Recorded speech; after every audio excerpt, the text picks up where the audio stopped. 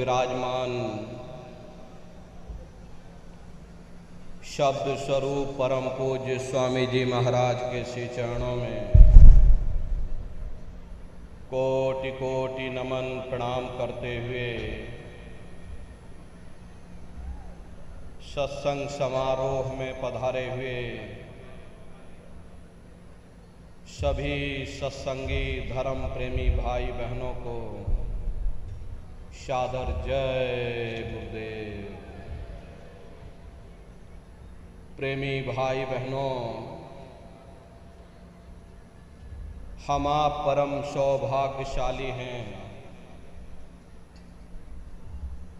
कैसे कलिकाल में हम लोगों को ये मानव तन, ये मनुष्य शरीर प्राप्त हुआ है। उससे भी परम सौभाग्य की बात है कि इस मनुष्य रूपी मंदिर में बैठ करके हम लोगों को सत्संग सुनने का ये अवसर मिल रहा। सत्संग जल जो कोई पावे, मैलाई सब कट कट जावे। ये सत्संग है, ये कोई किस्से और कहानियां नहीं, नाच गाना ढोल और मजीरा नहीं। ये महात्माओं की अजर अमर वाणियां हैं। यदि आपने ध्यान से सुन लिया तो निश्चय ही आपको अपने मानव जीवन के उद्देश्यों के बारे में पता चलेगा कि आखिर ये मनुष्य शरीर हमको क्यों मिला है, क्या इसका उद्देश्य है, मरने के बाद हम लोग कहाँ जाएंगे, हमारे बाल बच्चे, हमारे रिश्ते नातेदार, हमारे कुटुंब परिवार वाले कहाँ जाएंगे, कैसे हमारी जीवात्मा का कल्याण होगा। इन सभी प्रश्नों की जानकारी आपको सत्संग के माध्यम से प्राप्त होगी। इसलिए प्रेमी भाई बहनों, जो भी वचन वाणी आपको सुनाई जाए, प्रेम और प्यार के साथ बैठ करके एक एक वचन को बड़े ध्यान के साथ सुनिएगा और सुनने की कोशिश करिएगा। हम भी ये प्रयास करेंगे कि आपको सरल से सरल भाषा में आप सभी को समझाया जा सके। प्रेमी भाई बहनों, यह मनुष्य शरीर हम लोगों को बड़े सौभाग्य से प्राप्त हुआ है। ये जीवन बहुत अनमोल है। उस परम पिता परमात्मा ने हमको यह जीवन केवल इसीलिए दिया है ताकि हम जीते जी उस प्रभु की भक्ति करके अपनी इस जीवात्मा का कल्याण करा सकें। ये 5 तत्वों का पुतला, ये पंच भौतिक शरीर हम लोगों को एक निश्चित समय के लिए मिला हुआ। एक निश्चित समय को हम आप नहीं जानते हैं, किंतु जिसका ये मकान है, जिसका ये शरीर है, वो अवश्य ही जानता है। और समय पूरा हो जाने पर मकान मालिक जबरदस्ती इस मकान को खाली करवा देगा। उस समय न जमीन जायदाद काम आएगी, ना ये धन और संपत्ति काम आएगी। जीवात्मा को निकाल करके इस शरीर से बाहर कर दिया जाएगा। ये शरीर हमारा आपका यहीं जमीन पर धड़ाम से गिर पड़ेगा। क्योंकि जीवात्मा के निकल जाने के बाद में ये शरीर सिर्फ एक माटी का पुतला है, उससे ज़्यादा कुछ भी नहीं। आप इस मिट्टी के पुतले को ले जाकर शमशान भूमि पर जला करके राख कर दोगे, हमारा आपका नाम, हमारी आपकी जात और बिरादरी उसी शमशान भूमि पर जल करके राख हो जाएगी। प्रेमी भाई बहनों, इस दुनिया में हित मित भाई बंधु, रिश्ते नातेदार, कुटुंब परिवार वाले, इनमें से कोई भी चीज तुम्हारी जीवात्मा को इस अधोगति से बचा नहीं सकती। हम कौन हैं, हम कहाँ से आए हैं और हमें जाना कहाँ है, ये मानव मात्र के लिए एक कठिन प्रश्न बना हुआ है। इस प्रश्न का हल तब तक नहीं होगा जब तक इस धराधाम पर कोई संत महात्मा फकीर न मिल जाए। इसीलिए वह मालिक अति दया और कृपा करके संतों महात्माओं को धरती पर भेजते हैं और संत महात्मा फकीर यहाँ पर आकर के हम जीवों को समझाने की कोशिश करते कि भाई हम आए वही देश से, तुम सबको घर पहुंचावना एक हमारो काम। हम उसी देश से आए हैं जिस देश के तुम रहने वाले हो, परंतु तुम अपने सच्चे देश को छोड़ करके इस झूठे काल और माया के देश में आकर फंस गए। यह देश तुम्हारा देश नहीं, तुम्हारा देश सचखंड है। ये कौम तुम्हारी कौम नहीं, तुम्हारी कौम सतनाम है और ये जीवात्मा उस सतनाम रूपी समुद्र की बूंद है। इस बूंद को समुद्र से मिलाओ, यानी जीवात्मा को उस परमात्मा से मिलाओ। वो परमात्मा है, वो आपको मिलेगा, जीते जी मिलेगा, इसी मनुष्य शरीर में मिलेगा। इसी मनुष्य शरीर के अंदर जा करके परमात्मा से मिलने का वह एक दरवाजा है। उस दरवाजे का भेद केवल संतों महात्माओं को ही प्राप्त है।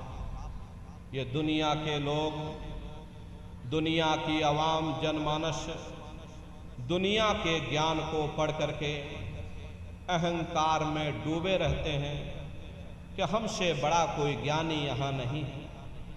लेकिन उनको ये नहीं मालूम जहाँ ये दुनिया का ज्ञान समाप्त होता है, उसी के सिर की चोटी से ये आध्यात्मवाद, आत्मा और परमात्मा का ये गूढ़ ज्ञान, रहस्य विज्ञान प्रारंभ होता है। उस विज्ञान को पाने के लिए सबसे पहले यह जरूरी है कि पहले आप लोग मानवतावादी बनो, मानव धर्म और मानव कर्म को अपनाओ। अरे मानव धर्म क्या है? इंसान इंसान के काम आवे, एक दूसरे की निस्वार्थ भाव से सेवा करे, सत्य, दया, अहिंसा, परोपकार आदि गुणों को अपने जीवन में उतार करके और किसी संत महात्मा की खोज करके उनके बताए हुए रास्तों पर चल करके उस मालिक की भक्ति करके अपनी जीवात्मा का कल्याण करा ले, यही इंसान का सबसे बड़ा मानव धर्म है। लेकिन आज इस कल काल में ये दुनिया की आवाम जनमानस इंद्रियों के भोग और वासनाओं में, शराबों और कबाबों में, मांस और मदिरा में सुख ढूंढने की कोशिश कर रहे हैं। ये चरित्र पतन जैसे कार्यों को अपना करके ये आवाम जनमानस कैसे सुखी हो सकती है? पहले अपने चरित्र जैसे धन को इकट्ठा करो, क्योंकि चरित्र ही सब कुछ है। चरित्र ही मानव धर्म की पूंजी है। ये दुनिया भर के रगड़े झगड़े, पिता पुत्र में लड़ाई, आदमी औरत में लड़ाई, घर परिवार में लड़ाई, समाज में लड़ाई, जातियों में लड़ाई, मुल्क में लड़ाई, हरे नर नारियों, ये इंसानों का काम नहीं है, ये हैवानों का काम है। इसलिए पहले आप इंसान बनो, चरित्रवान बनो, महात्माओं के समीप आओ। वे जो दया का प्रसाद दें उसे खुशी खुशी लेकर के अपने निज घर को जाओ, जहाँ न फिर जन्मना है और ना ही फिर मरना है। इसीलिए हमारे गुरु महाराज परम संत बाबा जय गुरुदेव जी महाराज ने आवाम जनमानस के बीच में ये आवाज़ लगाई है कि इंसानों, तुम अपने मानव धर्म के रास्ते पर वापस आ जाओ और इस मानव मंदिर में बैठ करके भगवान का सच्चा भजन करो, जिससे तुम्हारी ये जीवात्मा नरकों में जाने से बच जाए। अरे हम माने ना माने, लेकिन संत महात्मा त्रिकालदर्शी होते हैं, वे सब कुछ जानते हैं। अगर हम उनके वचनों को मान जाएंगे तो हम लोग बच जाएंगे, नहीं तो खाई और खंदक में जा कर के गिर जाएंगे। इसीलिए अभी वक्त है उस मालिक से सच्ची प्रार्थना करने का, भगवान के सामने अपने गुनाहों की माफ़ी मांगने का। धर्म मजहब के नाम पर लड़ने झगड़ने का नहीं, जात बिरादरी के नाम पर लड़ने झगड़ने का नहीं। अरे हमने बहुत लड़ लिया, बड़े बड़े झगड़े और फसादे की, बड़ी बड़ी नुक्ताचीनी की, सिवाय नफरत के हमको क्या मिला। नफरत की ऐसी ज्वाला जली जिसमें घर जल गया, परिवार जल गया, समाज जल गई, जातियां जल गई, अब सारा देश जल उठा। इसीलिए सारी मानवता बहुत थक गई। हर कोई ऐसी छांव चाहता है जहां उसे ठंडक मिले, शांति और सुकून मिले, और ये सब वहीं मिल सकते हैं जहां शांत के संदेश होते हैं, सुकून के संदेश होते हैं, मानव धर्म और मानव कर्म के संदेश होते हैं। और ये संदेश केवल संत महात्मा फकीर देते हैं, जो समदर्शी होते हैं, जो समस्त जीवों के अंदर उस प्रभु के अंश को देखते हैं। ऐसे समदर्शी उन महात्माओं की खोज करो। ये मत देखना महात्मा किस जाति के हैं, महात्मा किस बिरादरी के हैं। अरे जातियां कर्म के अनुसार बनाई गई, जन्म के अनुसार नहीं। मनुष्य की एक ही जाति है, वो है मानव जाति, और इसी मानव जामे में बैठ करके हमें उस मालिक की भक्ति करनी है। प्रेमी भाई बहनों, सुपच जाति के भंगी थे, रैदास जी महाराज जाति के हरिजन थे, मीराबाई जाति की छत्राणी थी। अगर वे सब उस मालिक को प्राप्त कर सकते हैं तो आप भी उस मालिक को प्राप्त कर सकते हो। लेकिन बगैर महात्माओं के, बगैर मुर्शिद के, बगैर गुरु के कोई भी जीव इस भव सागर से न कभी कोई पार हुआ और ना ही कोई हो सकता।